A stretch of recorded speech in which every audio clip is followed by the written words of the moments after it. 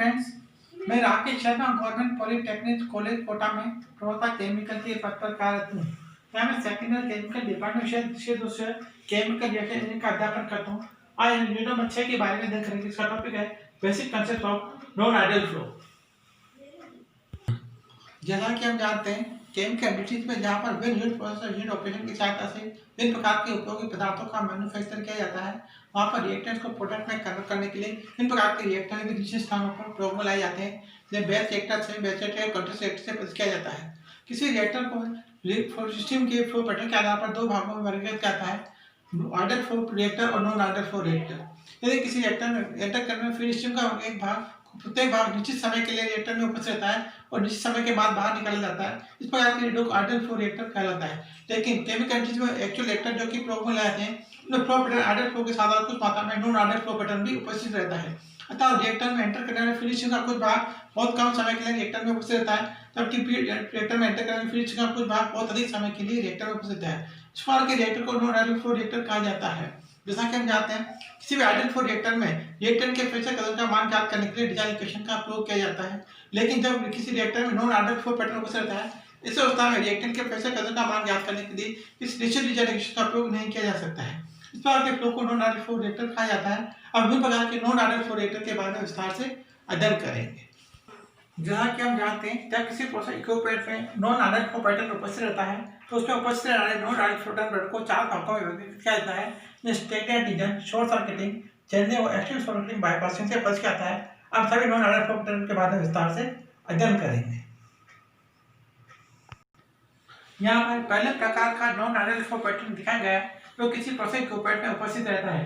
यहाँ पर किसी प्रोसेस इक्विपमेंट जो फीड स्ट्रीम में एंटर करती है उसका कुछ भाग तो निश्चित समय के पश्चात प्रोसेस इक्विपमेंट से बाहर निकल जाता है, लेकिन प्रोसेस इक्विपमेंट एंटर करने वाले फीड स्ट्रीम का कुछ भाग रिएक्टर में हमेशा के लिए उपस्थित है, कभी बाहर निकल करता है। इसे स्टैंडर्ड डिजाइन से प्रस्तुत करता है। स्टैंडर्ड डिजाइन कारण प्रोसेस इक्विपमेंट की एफिशिएंसी कम हो जाती है और जब किसी प्रोसेस इक्विपमेंट का प्रयोग केमिकल इंडस्ट्री में रिएक्टर के रूप में किया जाता है तो उसमें रिएक्टेंट का जो फ्रैक्चर कंसेंट्रेशन प्राप्त होता है वह आइडियल फ्लो रिएक्टर की तुलना में कम प्राप्त होता है। इसे स्टैंडर्ड डिजाइन से प्रदर्शित किया जाता है। यहाँ पर दूसरे प्रकार का नॉन आइडियल फ्लो पैटर्न दिखाया गया है जो किसी प्रोसेस इक्विपमेंट में उपस्थित रहता है, जिस शॉर्ट सर्किट से प्रदर्शित आता है। यहाँ पर किसी प्रोसेस इक्विपमेंट जो फीड स्ट्रीम में एंटर करती है उसका कुछ भाग तो कंप्लीट होने के मिक्स होने के पश्चात बाहर निकल जाता है, लेकिन प्रोसेस इक्विपमेंट में एंटर करने फीड स्ट्रीम का कुछ भाग बिना लिक्विड के मिक्स से सीधे ही बाहर निकल जाता है। इस प्रकार के फ्लो को शॉर्ट सर्किटिंग कहा जाता है। शॉर्ट सर्किटिंग के कारण प्रोसेस इक्विपमेंट की एफिशिएंसी कम हो जाती है और जब इस प्रोसेस इक्विपमेंट का उपयोग किसी रिएक्टर के रूप में किया जाता है तो इसमें रिएक्टेंट का जो फ्रैक्चर कंसेंट्रेशन प्राप्त है वह आइडियल फ्लो रिएक्टर की तुलना में कम प्राप्त है। इस शॉर्ट सर्किटिंग से प्रदर्शित किया जाता है। यहाँ पर एक तीसरे प्रकार का नॉन आइडियल फ्लो पैटर्न दिखाया गया है जो किसी प्रोसेस इक्विपमेंट में उपस्थित चैलेंज से प्रदर्शित किया जाता है।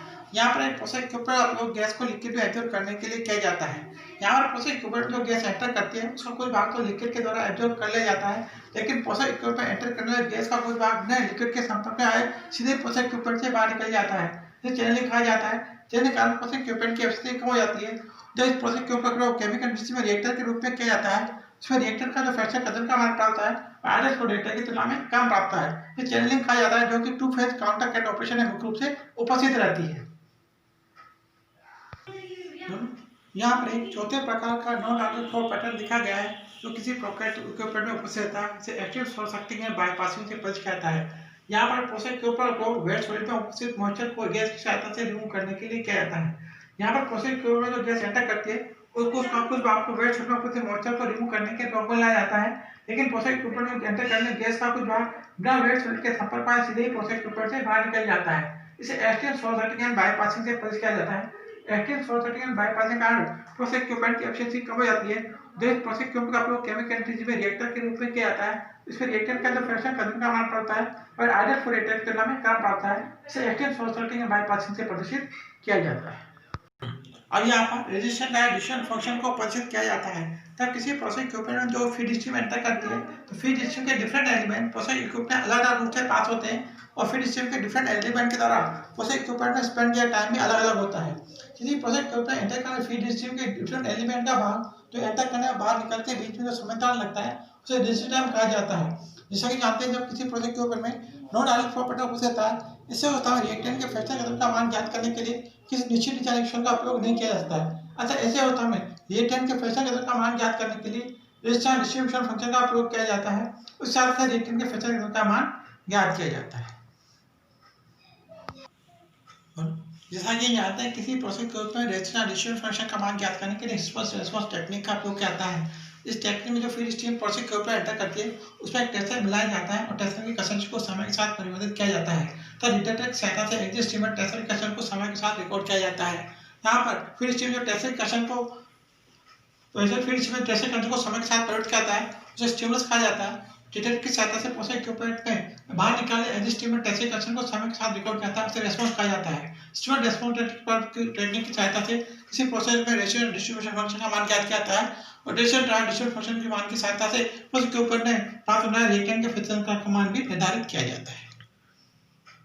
जैसा कि जानते हैं, किसी भी प्रोसेस के ऊपर रेशियो डिस्ट्रीब्यूशन फंक्शन का मान ज्ञात करने के लिए चार प्रकार की स्टिमुलस रेस्पॉन्स टेक्निक का उपयोग करता है। जैसे random input, periodic input, step input और परसेंटेज किया जाता है। अब हम टेक्निक के बारे में विस्तार से अध्ययन करेंगे। यहाँ पर एक रेंडम इनपुट टेक्निक को प्रस्तुत किया गया है। इस टेक्निक में फीड स्ट्रीम जो टेंसर इनपुट मिला जाता है, उसके क्वेश्चन को रैंडमली परिवर्तित किया जाता है। हर एग्जिस्टिंग में टेंसर क्वेश्चन का मान भी रैंडमली परिवर्तित होता है, लेकिन इसकी वेव फॉर्म में कुछ अंतर आ जाता है। इस वेव फॉर्म में जो अंतर आता है, उसके आधार पर रेजिस्टेंस डिस्ट्रीब्यूशन फंक्शन का मान ज्ञात किया जाता है। इसके साथ ही रिएक्टेंट के प्रेशर केंद्र का मान भी निर्धारित किया जाता है। पीरियडिक इनपुट को किया जाता है। इस टेक्निक का फीड स्ट्रीम जो टेंसर क्वेश्चन को पीरियडिकली परिवर्तित किया जाता है। इसका रेस्पॉन्स भी पीरियडिक के प्राप्त होता है, लेकिन इसकी वेव फॉर्म में कुछ अंतर आता है। इस अंतर के आधार पर रेजिस्टेंस डिस्ट्रीब्यूशन फंक्शन का मान ज्ञात करता है और रेजिस्टेंस डिस्ट्रीब्यूशन फंक्शन की सहायता से रिएक्टेंट के प्रेशर का मान भी निर्धारित किया जाता है।